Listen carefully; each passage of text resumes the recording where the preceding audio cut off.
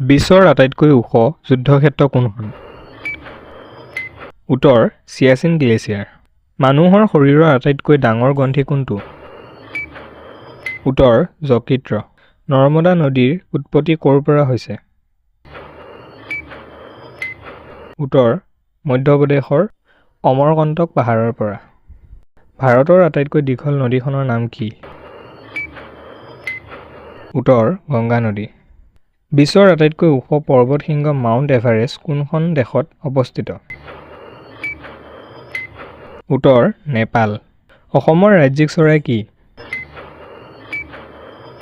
উত্তৰ দেওহাঁহ।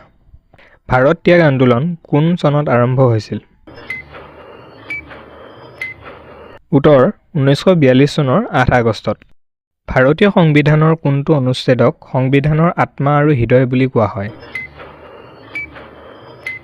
উত্তৰ অনুচ্ছেদ 32। টি-20 বিশ্বকাপ 2026ত প্লেয়াৰ অফ দ্য টুৰ্ণামেণ্ট সন্মানেৰে কাক বিভূষিত কৰা হয়?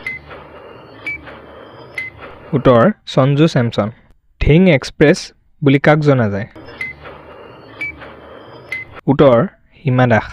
অতিৰিক্ত প্ৰশ্ন আপোনালোকলৈ আগবঢ়ালোঁ।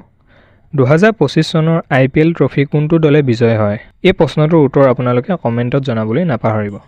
আৰু এনেদৰে প্ৰশ্ন উত্তৰ পাবলৈ আমাৰ চেনেলটো ফ'ল' কৰি ল'ব আৰু ইউটিউবত চাইছে যদি আমাৰ চেনেলটো ছাবস্ক্ৰাইব কৰি ল'ব। ধন্যবাদ।